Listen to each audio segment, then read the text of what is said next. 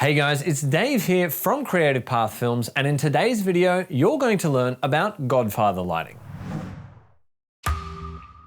Godfather lighting is a particular flavor of top lighting that was popularized by the cinematographer Gordon Willis, who used it to light Marlon Brando's character, Don Vito Corleone, in the film The Godfather, hence the name. Top lighting, more broadly, is any lighting setup where your subject is lit predominantly from above. As you can imagine, there are numerous different looks and styles that you can create using top lighting. So if you'd like to learn a few more top lighting techniques, let me know down in the comments and I'll put something together. I've also created a PDF download breaking down this technique. So if you'd like to grab that, the link is down in the description.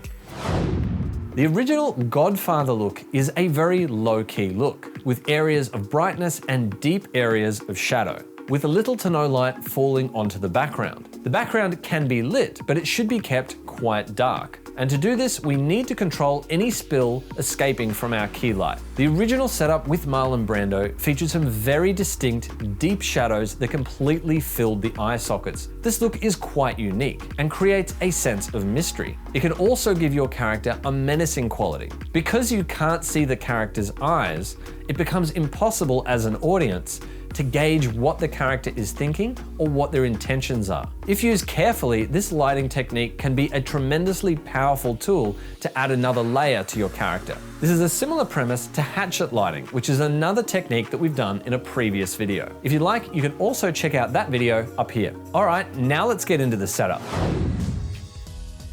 Now let's look at a few ways that we can rig up an overhead or a top light. The first and simplest way is to use a C-stand. Now you'll want to note that C-stands have a safe working capacity of about 10 kilos or 22 pounds. And you'll want to be extra cautious if you're rigging your light onto the end of the C-stand's gobo arm. So I'd only suggest this option for lightweight fixtures. To mount your light onto the end of the gobo arm, first you'll want to extend out the arm to 90 degrees and have it positioned so that it's hovering over the big leg. This is the leg that we want to be bearing all the weight.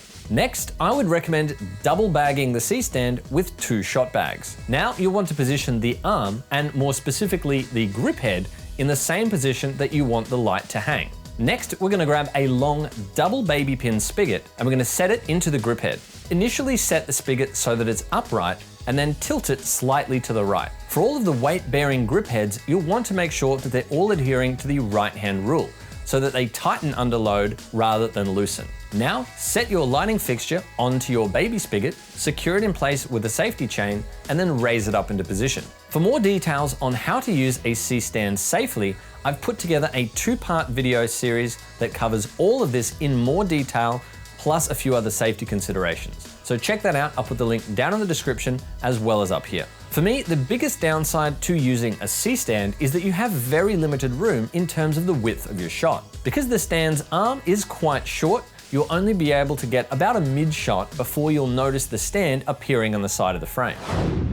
The second way to rig up a top-down light is by using a boom arm. Unfortunately, I don't have any here to show you, but there are various options available, all with different configurations and weight capacities. So if you're shopping around for a boom arm, make sure to find one that suits the weight and configuration of your setup. The third option that you can use is an overhead goalpost rig. A goalpost rig is essentially a crossbar made out of speed rail or aluminium tubing that's suspended between 2 stands. It's definitely the most secure of the options we've looked at so far, but it's also the heaviest and the most difficult to make adjustments to if you need to move something. I've done a detailed breakdown of how to construct a goalpost rig in this video right here, so make sure to check that one out to learn more. Once your goalpost rig is assembled and in position, you'll want to rig up your light. Now you can do this using a couple of different fixtures. The first I'd recommend is a baby stud coupler, which has a baby pin attached. The second clamp you could use is a supervisor clamp. This one's from Cupo, but they're also called Cardellini clamps or Mathellini clamps, depending on the brand. Next, simply take your lighting fixture, attach it to the spigot of your clamp, and secure it in place with a safety chain. Safety chains are super important for any kind of overhead rig in case something were to give way. You don't want a light coming down on top of your talent. Now let's move on to where to position your key light.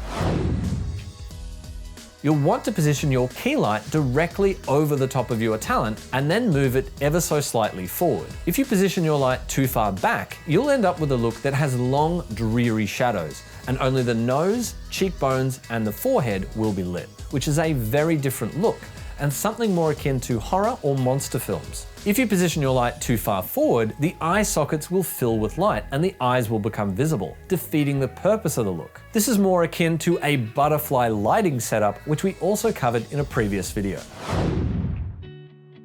Now that we've got our key light in position, let's have a look at the quality of light. The key light used by Gordon Willis was also quite a soft light source. As you can see here, using a hard light in this setup creates some very abrasive shadows. To create a nice soft top light with a controlled spill, there are two accessories that I'm going to show you today. The first is a softbox with a grid attachment. Today I'm using an Aputure Light Dome Mini 2 with the included grid. The grid attachment is essential because the lattice pattern helps to control the light and direct it downwards, and it prevents light from spilling out the sides of the softbox. This keeps that light directed onto our talent but off the background.